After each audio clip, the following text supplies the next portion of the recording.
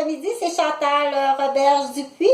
Alors, bon, je suis de retour à radiodiffusion. Je vais commencer à étudier, comme je m'étais donné comme objectif cet après-midi. Là, j'ai du temps qu'à aller faire la lecture dans ma tête. Faut la faire à voix haute, tant qu'à la faire à la voix haute, ok, pour informer, parce que dans mon entourage, il y a des gens qui apprennent à lire, puis qui apprennent à écouter. Donc, je dis, bon, pourquoi pas l'enregistrer? Bon, pourquoi pas? Donc, j'ai dit, tiens, je vais l'enregistrer. Donc, j'ai trouvé un autre site qui s'appelle Le mystère de la Fontanelle, dans le département de naissance et santé, qui a été fait le 24 septembre 2009. Alors, je fais la lecture comme suit. En voilà un titre curieux pour cette chose qui ne manquera jamais d'effrayer de nombreux parents. Point d'exclamation. Elle est là, virgule, toute proche, virgule. Elle bouge, virgule, son cœur bat, point d'exclamation.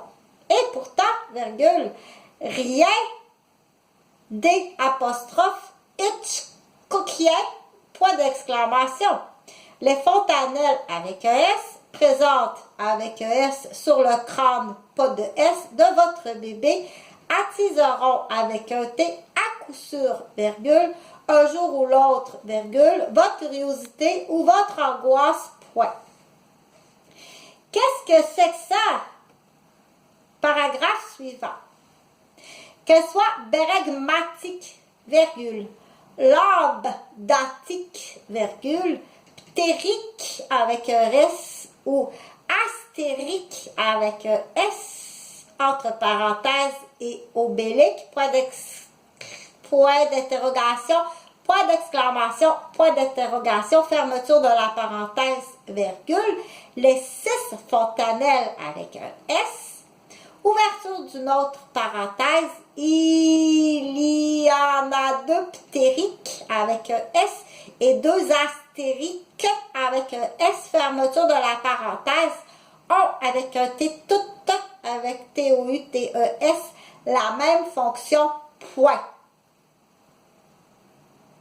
Mais celle qui nous intéresse, virgule, c'est la grande fontanelle, point. Appelée également fontanelle antérieure ou bérégmatique, c'est apostrophe E-S-T, c'est cet espace mou sur le dessus de la tête de votre enfant qui met parfois les nerfs de certains parents à mal. Point. Car finalement, peu d'entre nous connaissent jusqu'à l'existence de cette membrane, la seule visible à l'œil nu. Alors, il suffit qu'elle gonfle un peu ou qu'elle semble plus creusée que d'habitude pour déclencher la panique. Point.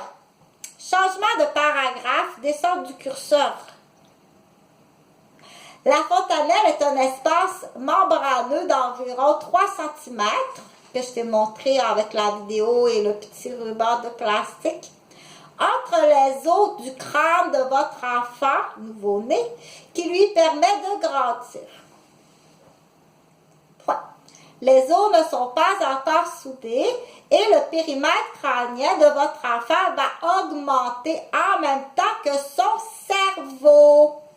Donc, la question normale à se poser, quand je suis allée faire mesurer mon cerveau et qu'il avait beaucoup grossi, est-ce que cela veut dire que je me suis trompée?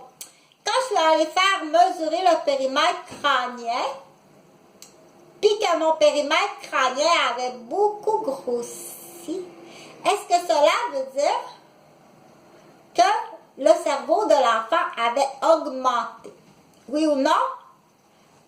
Sois patient pour connaître la réponse. D'où la nécessité d'un espace tendre qui lui permettra de suivre, point d'exclamation.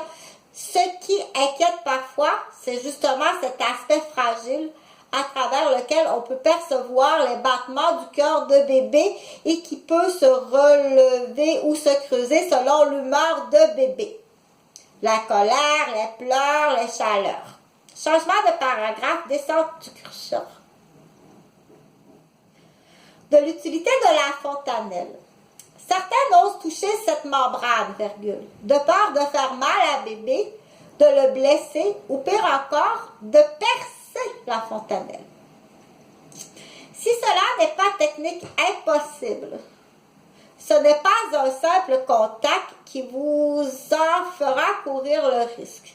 D'ailleurs, les médecins pratiquent lors de l'examen neurologique du nouveau-né une palpation de la fontanelle afin de repérer une possible anomalie, telle qu'une soudure trop précoce empêchant le crâne de grandir.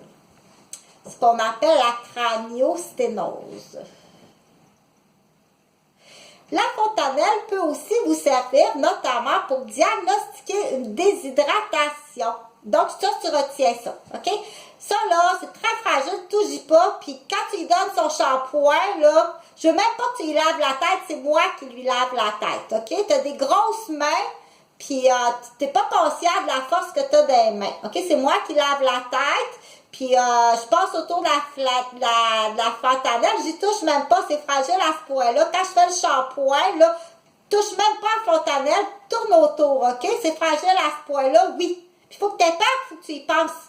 Puis avec ta grosse main, là, c'est pas, OK, ta grosse main niaiseuse, là, pourquoi que t'as un problème de sensibilité à ce point-là, tes mains, touche pas, OK, tu vas y écraser la tête. Il a écrasé la tête. Bon, c'est cette épée-là. La fontanelle peut aussi vous servir notamment pour diagnostiquer une déshydratation.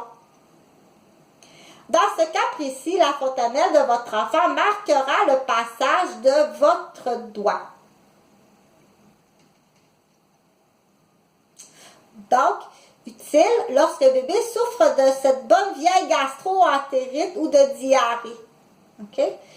Enfin, surveillez le saillie trop important. Si ça creuse, là, si ta fontanelle est creusée, OK?